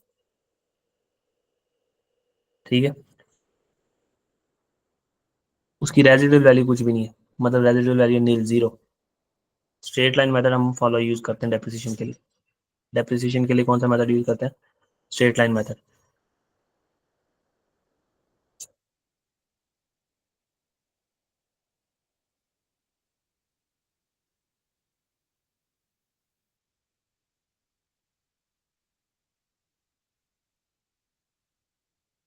हमने एसिड को ना सेल कर दिया एकम जनवरी 2003 पे। ठीक है, अब हमारा सवाल ये है, बताओ, जो आपने एसिड को रिक्वायर्ड किया, बताओ, एसिड को आपने जो डिस्पोज किया, आपने सेल किया, आपको गेन आया? एसिड को डिस्पोज करने पे लॉस है। तो जब भी आप किसी एसिड को डिस्पोज कर रहे हो ना, तो जिस दिन डिस्पोज कर रहे हो ना, पहले तो उस भाई को वहां तक उठा के लेके आओ। मिसाल के तौर पर हमने क्या किया था, हम कहते थे ये डेट, डिस्क्रिप्शन, ये वर्किंग हमारी बड़ी प्यारी सी वर्किंग है, ये हमें सब कुछ निकाल के दे दिया करेगी खुद ही। हमने वही काम करना है। हमने क्या किया, अभी भूल जो डिस्पोजल हुआ है, कुछ कुछ भी नहीं हुआ, अभी भूल जो। हमने एसिड को कब खरीद के लिया था? 1 जनवरी 2001 पे। तब उसकी कॉस्ट कितनी थी? ठीक है, वो थी 100। अब आया होगा 31 दिसंबर 2001 पे। भाई जिस दिन वो वाकया हुआ, जिस दिन आपने बेचा, पहले वहां पहुंचो तो सही, पहले वहां पहुंचो तो सही। एप्रिसिएशन कैसे निकली होगी? कॉस्ट में से रेजिडुअल वैल्यू कितनी है? जीरो। यूजफुल लाइफ 10 पे डिवाइड करो, cost minus residual value over useful life, कितना जवाब आएगा? 10। ठीक है, ये हमारी डेप्रिसिएशन आ गई। स्ट्रेट लाइन मेथड हम यूज कर रहे हैं। प्रो डाटा बेसिस हमारी पॉलिसी है, 12/12 कर दिया हमने। पूरे 12 महीने हमारे पास रहा, इसलिए हमने इसको, ये हमारे पास बुक वैल्यू आ गई। कब? 31 दिसंबर 2001 के एंड पे, कितनी? 90। अच्छा, अभी फिर जी 31 दिसंबर 2002 आ गया, फिर हमने डेप्रिसिएशन निकाली होगी, क्योंकि डिस्पोजल हो रहा है, जिस दिन हमने बेचा वो क्या है, 1 जनवरी 2003। तो पहले वहां पे हम पहुंचे तो सही।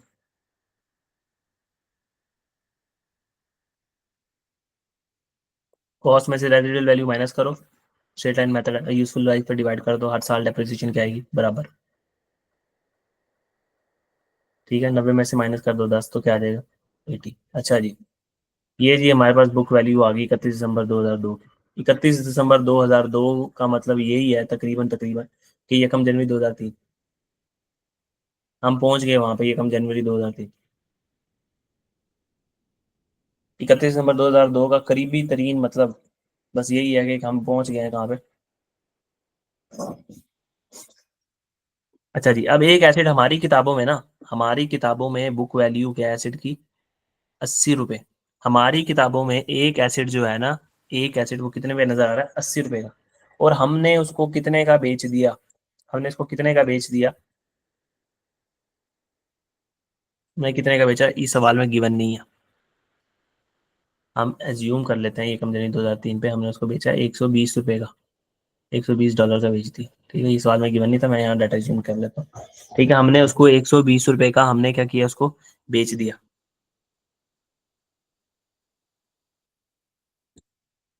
तो आपने क्या करना है, एक एसिड किताबों में नजर आ रहा है 80 का, और हमने उसकी सेल प्रोसीड की है, सेल प्रोसीड हमने उसकी कितनी की, 120 रुपए। तो हमें 80 वाली चीज का कितना मिल गया, 80 वाली चीज का हमें कितना मिल गया। तो हम कहेंगे कि हमारी नेट बुक वैल्यू आ रही है, नेट बुक वैल्यू मतलब जिसमें से डेप्रिसिएशन माइनस हुई है। 80 वाली चीज का हमें कितना मिल गया, 120। तो हम क्या कहेंगे, हमें 40 रुपए का क्या आ गया, गेन आ गया, हमें 40 रुपए का क्या आ गया, गेन आ गया। ठीक है, हमें 40 रुपए का क्या आ गया, गेन आ गया। तो यहाँ पे हम ना, ये सर जी आपने कैसे किया? ये कैसे किया मैंने, हमारी किताबों में 31 दिसंबर 2002 पे एसिड कितने का नजर आ रहा है। यहाँ तक तो सब ले आओ ना, एसिड को पहले भूल जाओगे, एसिड डिस्पोज हुआ है यकम जनवरी 2003 के ऊपर, भूल जाओ थोड़ी देर के लिए। ठीक है, पहले उसको यकम जनवरी 2003 तक पहुंचाओ। पहुंचा दिया हमने एसिड को 2003 तक, जिस तरीके से हम करते होते हैं। यहाँ तक तो कोई मसला नहीं है। हाँ सर। ठीक है, जब हम यहाँ आ गए, अब हमने इसको इस दिन खड़े होकर हमने बेचा यकम जनवरी 2003 पे। अपने आप से पूछो यकम जनवरी 2003 पे ये किताबों में कितने का नजर आ रहा है, किताबों में बुक वैल्यू इसकी कितनी है, 80। Net book value depreciation minus करने के बाद 80 रुपए का किताबों में नजर आ रहा है। और ऊपर बताया है उसने कि 120 रुपए आपको मिले हैं, ये सेल प्रोसीड का मतलब है आपके पास कैश रिसीव हुआ है। इतना आपको क्या हुआ है, कैश रिसीव हुआ है। वो कितना है, 120 रुपए आपको कैश रिसीव हुआ है। तो 80 वाली चीज का अगर आपको 120 रुपए मिल जाए तो आपको 40 रुपए का गेन नहीं हो गया। ये गेन कहाँ चला जाएगा, पीएनएल में इनकम के तौर पे। समझ आई ये बात। सही। जी जी। तो प्रॉफिट कितना हो गया आपको, 40 रुपए का 40 का। प्रॉफिट होगा। हाँ, अब यही सवाल मैं आपको ना टी अकाउंट से करवाता हूँ, और बहुत आसान तरीके से, बहुत आसान अप्रोच से। देखो, ये एसिड है। ठीक है, इस एसिड को हमने कब खरीदा था, ये कम जनवरी 2003 के ऊपर। ओपनिंग हमारे पास जीरो था, इस एसिड को हमने खरीदा था एसिड डेबिट कैश क्रेडिट करके, कितने का, 100 रुपए का। ठीक है, ये हमने ऐसे खरीदा था एसिड को। फिर 31 दिसंबर 2003 आया, सॉरी 31 दिसंबर, इसको 2003 पे खरीदा, सॉरी 2001 पे खरीदा था। मैं अपनी ऊपर वाली एग्जांपल को लेकर चाह रहा हूँ टी अकाउंट के जरिए। फिर ये कैरी डाउन कितना आ गया, 100। ठीक है, यह मैं बैलेंस बना देता हूँ क्यूमुलेटिव डेप्रिसिएशन का।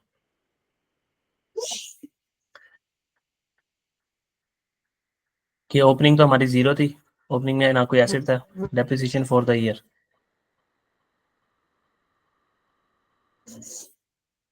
आपका डेप्रिसिएशन कैसे निकलेगी, हम यहाँ पे स्टार लगा के डेप्रिसिएशन निकाल लेंगे। कि कॉस्ट में से रेजिडुअल वैल्यू जीरो थी, माइनस करो, यूजफुल लाइफ पे डिवाइड करो। और हमने ये कम उसको खरीदा था कब, 12/12, 1 जनवरी को खरीदा था, तो हमारे पास डेप्रिसिएशन 10 आ गई। डेप्रिसिएशन फॉर द ईयर कितनी आ गई, 10। ठीक है, यहाँ पे कैरी डाउन आ गई हमारे पास कितना, 10 की डेप्रिसिएशन, कब, 2001 के एंड में। फिर ये कम जनवरी 2002 आया, ये दोबारा कैरी डाउन ब्रॉड डाउन बना, कितने का, 100 रुपए का। ठीक है, 31 दिसंबर कोई डिस्पोजल नहीं हुआ अभी तक, 31 दिसंबर 2002 तक कोई डिस्पोजल नहीं हुआ। डिस्पोजल किस दिन हुआ है हमारा, डिस्पोजल किस दिन हुआ है, यकम जनवरी 2003 के ऊपर, यकम जनवरी 2003 के ऊपर। ठीक है, तो हमारे पास ये किताबों में अभी भी 31 दिसंबर 2002 पे कितने का नजर आ रहा होगा, 100 का। अब ये आपके पास ओपनिंग बन जाएगा, जिसको आप ब्रोड डाउन भी कह देते हो। ठीक है, 10 रुपए की डेप्रिसिएशन। फिर आप डेप्रिसिएशन निकालोगे कौन सी, 2002 की। और वो डेप्रिसिएशन वैसे निकलेगी, कॉस्ट माइनस रेजिडुअल वैल्यू और useful life straight line method, वो 10 निकलेगी। तो आपके पास 31 दिसंबर 2002 तक उसकी जो कैरी डाउन बैलेंस आ रहा है क्यूमुलेटेड डेप्रिसिएशन का, वो कितना आ रहा है, 20 रुपए की। अभी तक 2 साल गुजर गए तो 20 रुपए की डेप्रिसिएशन आ रही है। ठीक है, अब वो दिन आ गया जिस दिन, आ गया वो शाहकार जिसका था हमें बरसों से इंतजार। ठीक है, वो दिन आ गया जिस दिन हमने एसिड को डिस्पोज करना है। अब हमने जी यहाँ एक अकाउंट बना लिया, उसको कहते हैं जी डिस्पोजल का अकाउंट। ठीक है, अभी आ गया यकम जनवरी 2003। पहले हमने उसको कहा आइए पधारिए जरा, हमारे पास आए, इसको ब्रॉड डाउन बनाए 100 रुपया। हमने कहा भाई, भाईजान एसेट चले जाओ हमारे पास से, एसेट भाई चले जाओ हमारे पास से, हमारी किताबों से दफा हो जाओ, बेचने लगे हम तुम्हें, तुम घटिया हो, तुम्हारी जगह हम नई गाड़ी लेके आएंगे, डिस्पोज कर दो, एसिड बेच दो, 100 रुपए के एसिड को किताबों से निकाल दो। अच्छा जी, ठीक है, इसको यहाँ पे इसको पहले ओपनिंग बना लो। एक सेकंड जरा, ये 1 जनवरी 2003 के ऊपर क्या किया हमने, इसको भी ओपनिंग बना लिया, कितने का, 20 रुपये। एसेट अकाउंट ने कहा भाई, एक्यूमुलेटेड डेप्रिसिएशन अकाउंट को तू मेरा उलट काम करता है ना, देखो मैंने ये एसेट किताबों से निकाल दिया। हमने कहा भाई ये देखो, हमने भी इसकी डेप्रिसिएशन किताबों से निकाल दी, एसेट ही नहीं रहा तो उसकी डेप्रिसिएशन भी 200 रुपये 20 रुपये जो आपके पास पड़ी है किताबों से निकाल दो, निकाल दो एसेट की। ठीक है, किताबों से क्या कर दो, उसको निकाल दो। अब एसिड का अकाउंट क्या हो रहा है, क्रेडिट। एसिड का अकाउंट क्या हो रहा है, क्रेडिट। और डिस्पोजल का अकाउंट क्या हो रहा है, डेबिट। डिस्पोजल का अकाउंट क्या हो रहा है, डेबिट। ठीक है, एसिड का अकाउंट क्या हो रहा है, क्रेडिट। डिस्पोजल का अकाउंट क्या हो रहा है, डेबिट। फिर एक्यूमुलेटेड डेप्रिसिएशन का अकाउंट क्या हो रहा है, डेबिट, डेबिट। और डिस्पोजल का अकाउंट क्या हो रहा है, क्रेडिट। तो यहाँ क्या आ जाएगा, एक्यूमुलेटेड डेप्रिसिएशन कितनी, 20। फिर हमें पैसे आए, पैसे आए, पैसे आए तो क्या करते हैं हम, कैश को क्या करते हैं, डेबिट। कैश को क्या करते हैं, डेबिट। ठीक है, अगर कैश डेबिट होगा तो यहाँ पे कहाँ आएगा, क्रेडिट साइड पे। हमें पैसे कितने आए, 120, 120।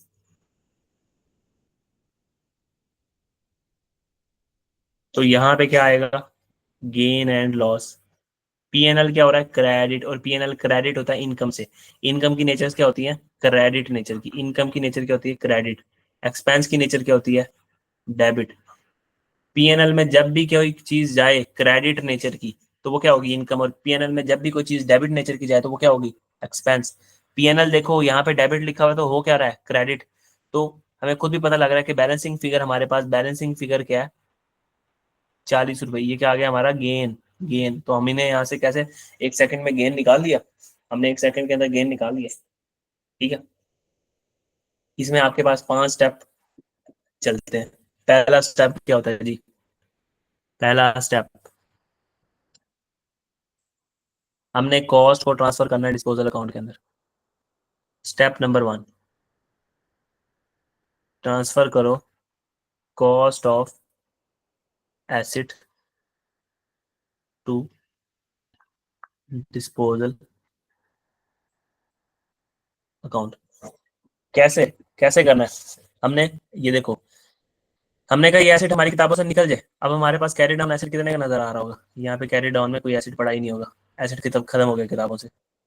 ठीक है, ये कैरी डाउन में एसिड कितने का नजर आ रहा होगा, 0। अब एसिड में हमारी किताबों में कोई एसिड आ ही नहीं रहा, हमारी किताबों में कोई एसिड आ ही नहीं रहा। तो हमने क्या एंट्री की, हमने क्या एंट्री की थी, सबसे पहले एसिड की कॉस्ट को ट्रांसफर करो डिस्पोजल अकाउंट में। पहला स्टेप, किसी को वो टी अकाउंट नहीं याद होते तो इस तरीके से याद कर लो कि एसिड का जो यहाँ टी अकाउंट बना हुआ था ना, ये एसिड का टी अकाउंट था, इसमें से हमने डिस्पोजल यहाँ से माइनस करते थे ना, जो चीज़ आती है ऐड करते हैं यहाँ पे, जो चीज़ निकालते हैं यहाँ से माइनस कर देते हैं। तो एसिड क्या हो रहा है, क्रेडिट। एसिड को कर दो क्रेडिट, और डिस्पोजल अकाउंट को क्या कर दो, डेबिट। डिस्पोजल अकाउंट को क्या कर दो, डेबिट। ठीक है, ये आपको हो गया स्टेप 1। दूसरे नंबर पे आपका स्टेप 2, हमने क्यूमुलेटिव डेप्रिसिएशन का जो बैलेंस है, क्यूमुलेटिव डेप्रिसिएशन का जो बैलेंस है, उस एसिड की जो क्यूमुलेटिव डेप्रिसिएशन है, एसिड की जो क्यूमुलेटिव डेप्रिसिएशन है, उसको हमने क्या करना है, ट्रांसफर कर दो किसमें, डिस्पोजल के अकाउंट में। इज टू बी ट्रांसफर्ड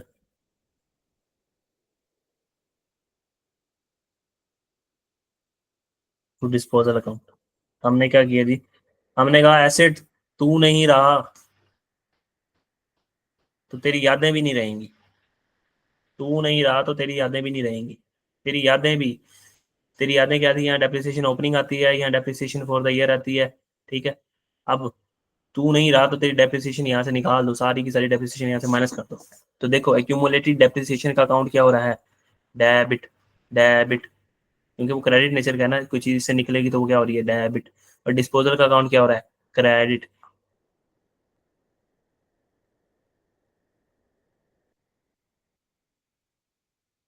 ठीक है। स्टेप नंबर 3, जो तुम्हारे पास सेल प्रोसीड है उसको रिकॉर्ड करो। पैसे आए हैं भाईजान, पैसे आए हैं, सेल प्रोसीड्स को क्या करो, रिकॉर्ड करो। सेल प्रोसीड्स को क्या करो, रिकॉर्ड करो। सेल प्रोसीड को क्या करो, रिकॉर्ड करो। हमने सेल प्रोसीड को रिकॉर्ड किया कि या हम कहेंगे भाईजान हमें अभी पैसे अगर नहीं मिले तो हम क्या कर देंगे, अकाउंट रिसीवेबल को डेबिट, अकाउंट रिसीवेबल को डेबिट कर देंगे हम। स्पेलिंग्स की माजरत।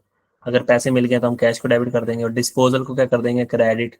डिस्पोजल को क्या कर देंगे, क्रेडिट। ठीक है। फिर उसके बाद हमारा चौथा स्टेप क्या था यार, ये बातें मैं आपको बहुत आसान कर दूंगा, इतनी आसान कर दूंगा कि आप 1 मिनट से पहले निकाल लिया करोगे। बस ये मैं आपको थ्योरी बता रहा हूँ। ठीक है। थ्योरी में ऐसे लिखा होगा कि आपकी पहला स्टेप होगा ट्रांसफर करो कॉस्ट को, दूसरा स्टेप होगा क्यूमुलेटिव डेप्रिसिएशन को ट्रांसफर करो, तीसरा स्टेप होगा सेल प्रोसीड को ट्रांसफर करो, चौथा स्टेप आप प्रॉफिट और लॉस को रिकॉर्ड करो। ठीक है। प्रॉफिट और लॉस को कैसे रिकॉर्ड करेंगे, अगर हमारे पास आया प्रॉफिट, अगर हमारे पास क्या आया प्रॉफिट, तो प्रॉफिट में हम क्या करेंगे कि पीएनएल क्रेडिट हो जाएगा हमारा। पीएनएल जब भी क्रेडिट होगा तो उसमें क्या होगा, खुशी जारी होगी पीएनएल। ठीक है। पीएनएल क्रेडिट हो जाएगा, और डिस्पोजल का अकाउंट क्या हो जाएगा, डेबिट। और अगर हमारा लॉस आ रहा हुआ कभी, अल्लाह ना करे, अल्लाह ना करे, कभी हमारा लॉस आ रहा हुआ तो लॉस में पीएनएल को क्या होना चाहिए, डेबिट। पीएनएल जब डेबिट होता है तो पीएनएल में खर्चा जा रहा होता है, लॉस हमारा एक एक्सपेंस होता है, पीएनएल को डेबिट। और दूसरी एंट्री कहाँ डाल दो, डिस्पोजल में, डिस्पोजल को क्या कर दो, क्रेडिट। ठीक। अच्छा जी, अब मैं इसको आसान भाषा के अंदर अगर आपको बोलूं और फिर आपको ऊपर लेके आऊं दोबारा, ये हमारी इस लेक्चर की लास्ट बात है, वो ये है मेरा चंद, मेरा मक्खन, वो ये है कि ये रहा जी डिस्पोजल का अकाउंट। सर ये डबल एंट्री में थोड़ी सी कंफ्यूजन है बस। बस अभी देखो कंफ्यूजन, मैं कहता हूँ रात को सोते हुए भी याद आया करेगा ये सारी एंट्रीज, अभी कंफ्यूजन दूर होने लगी है। यहाँ आप लोगों को पता है ओपनिंग आता है, इतना तो पता है ना। हाँ ना करते जाना है साथ साथ, जल्दी जल्दी। जी जी। 2 2 मिनट के लिए माइक खोलो और हाँ ना करते हैं। ओपनिंग आता है आपको पता है, कोई आप एसेट खरीद के लाए हो तो यहाँ आप कर दोगे एडिशन। ठीक है। एडिशन का मतलब acid debit cash credit, acid debit cash credit. ठीक है। कोई एसिड आपने निकालना है अपने पास से, चला गया तो यहाँ क्या आ जाएगा, डिस्पोजल। जी निकाल दो यहाँ से, निकाल दो। कैरी डाउन आ गया एसिड आपके पास। ये एसिड ये समझ आ गया। जी जी। ठीक है। एक्यूमुलेटेड डेप्रिसिएशन, यहाँ आ जाएगी ओपनिंग वालों की एक्यूमुलेटेड डेप्रिसिएशन। यहाँ क्या आएगी, डेप्रिसिएशन फॉर द ईयर। समझ आ गया। यहाँ से जी। क्या निकाल दोगे, डिस्पोजल की डेप्रिसिएशन को निकाल दो। भाई जो चीज चलेगी उसकी डेप्रिसिएशन भी नहीं रहनी चाहिए, निकाल दो उसको, यहाँ से निकाल दो, carry down accumulated depreciation. Okay. ठीक है। यहाँ तक कोई मसला परेशानी, कोई नहीं पंचायत, कोई नहीं पंसूड़ी नहीं नहीं। नहीं है। चलिए देखो, अब अपने आप से पूछो, देखो यहाँ पे क्या हो रहा है, एसेट अकाउंट क्या हो रहा है, क्रेडिट, और डिस्पोजल क्या हो रहा है, डेबिट। हो रहा है, ऐसे ही हो रहा है ना, ऐसे ही हो रहा है ना। एसिड का अकाउंट क्या हो रहा है, क्रेडिट, और डिस्पोजल का अकाउंट क्या हो रहा है, डेबिट। तो एसिड का जी अकाउंट क्रेडिट हो रहा है तो डिस्पोजल का अकाउंट डेबिट हो रहा है, तो हम यहाँ का लिख देंगे एसिड। ठीक है। इस अकाउंट में आ जाओ, इस अकाउंट में डिस्पोजल का है, इस अकाउंट में एक्यूमुलेटेड डेप्रिसिएशन का अकाउंट क्या हो रहा है, डेबिट। ये डेबिट साइड है, ये क्रेडिट साइड है। ठीक है ना। एक्यूमुलेटेड डेप्रिसिएशन का अकाउंट क्या हो रहा है, डेबिट। और डिस्पोजल का अकाउंट क्या हो रहा है, क्रेडिट। डिस्पोजल का अकाउंट क्या हो रहा है, क्रेडिट। तो यहाँ क्या आ जाएगा, एक्यूमुलेटेड डेप्रिसिएशन, एक्यूमुलेटेड डेप्रिसिएशन। ठीक है। जब हमें कैश आता है तो क्या एंट्री करते हैं, अकाउंट रिसीवेबल डेबिट या कैश डेबिट। तो कैश डेबिट होता है तो डिस्पोजल के कहाँ आएगा, यहाँ पे साइड पे। ठीक है। ठीक है। जी। जी हमने देखना है एसेट अकाउंट में डिस्पोजल की क्या एंट्री बन रही है। पहली entry asset credit disposal debit, हमने कर दिया डिस्पोजल डेबिट और एसेट को क्रेडिट कर दिया, इधर आए, इधर डिस्पोजल भाई यहाँ लिखा हुआ है। फिर हमने कहा डिस्पोजल क्या हो रहा है, क्रेडिट, और एक्यूमुलेटेड डेप्रिसिएशन क्या हो रही है, डेबिट, हमने लिख दिया आगे। फिर हमने कहा पैसे भी तो आए होंगे, पैसे भी तो आए होंगे, कैश को डेबिट करो, या अकाउंट रिसीवेबल, अकाउंट रिसीवेबल भी एसेट होता है तो वो जब भी बढ़ता है तो उसको हम डेबिट करते हैं, अकाउंट रिसीवेबल डेबिट कर दो या कैश को डेबिट कर दो हम। ठीक है। डेबिट हो रहा है तो डिस्पोजल अकाउंट की कहाँ, कौन सी साइड पे आएगा, क्रेडिट साइड पे। फिर बाकी लास्ट स्टेप रहेगा गेन और लॉस निकालना। तो गेन मैंने आपको बताया था, गेन पीएनएल में क्रेडिट नेचर की चीज है, पीएनएल में क्रेडिट साइड पे आता है, तो कैसे गेन को अगर हमने क्रेडिट साइड पे लेके जाना है तो डेबिट साइड पे आएगा गेन। ये देखो यहाँ डेबिट साइड पे लिखूंगा तो इसका क्या मतलब है कि ये क्रेडिट हो रहा है, पीएनएल क्या हो रहा है, क्रेडिट। और पीएनएल क्रेडिट किस चीज से होता है? खुशी से, इनकम से। और अगर यहाँ पे बैलेंसिंग फिगर आए, बैलेंसिंग फिगर यहाँ आए तो रट्टा बेशक मार लो, यहाँ क्या होगा? गेन। और अगर लॉजिक याद रखनी है तो पीएनएल क्या हो रहा है? क्रेडिट, और डिस्पोजल क्या हो रहा है? डेबिट। डिस्पोजल क्या हो रहा है? डेबिट। PNL credit. और अगर यहाँ पे आ जाए बैलेंसिंग फिगर तो ये क्या आ जाएगा? लॉस। पीएनएल क्या हो रहा है? डेबिट, बेशक क्रेडिट साइड पे लिखा हुआ है, और डिस्पोजल क्रेडिट। अब वो एंट्रियां जो ऊपर लिखी हुई है उसको सिर्फ जाके पढ़ो मैच करके। हमने एसिड में, एसिड को किताबों से निकाल दिया, पहला स्टेप ये था, हमने यहाँ से निकाल दिया, हमें आती नहीं कोई एंट्री। हमने क्या किया? Acid credit disposal debit. चलो भाई चलो, बड़ी दूर जाना हमने भी, ऐसे तो ना करो।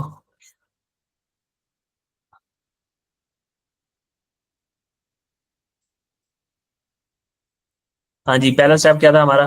कि एसिड को क्रेडिट कर दो, डिस्पोजल को क्या कर दो? डेबिट कर दो। फिर भाई नहीं रहे तो भाई की वैन भी नहीं रहेगी। क्यूमुलेटिव डेप्रिसिएशन कहेगा डिस्पोजल निकाल दो, इसकी डेप्रिसिएशन भी निकाल दो, तू नहीं तो तेरी यादा भी नहीं। ठीक है, डिस्पोजल की हमने डेप्रिसिएशन भी निकाल दी यहाँ से। ठीक है, तो अक्यूमुलेटेड डेप्रिसिएशन क्या हो रहा है? डेबिट। और डिस्पोजल क्या हो रहा है? Credit. Accumulated depreciation debit, disposal क्या हो रहा है? क्रेडिट। स्टेप याद करने की जरूरत ही नहीं है, सब कुछ खुद ब खुद हो जाएगा। ठीक है।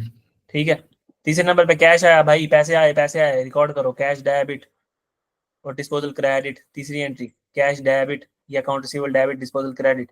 चौथा गेन। गेन आया भाई, गेन आया भाई, गेन आया, गेन आया, गेन आया, गेन आया, गेन आया। गेन आएगा तो पीएनएल में खुशी जाएगी। पीएनएल में खुशी कैसे जाती है? पीएनएल क्रेडिट करो, पीएनएल क्रेडिट कर दिया, कर दिया हमने पीएनएल क्रेडिट। बाकी डेबिट किसको करें? डिस्पोजल को कर दो। क्या आ गया? गेन।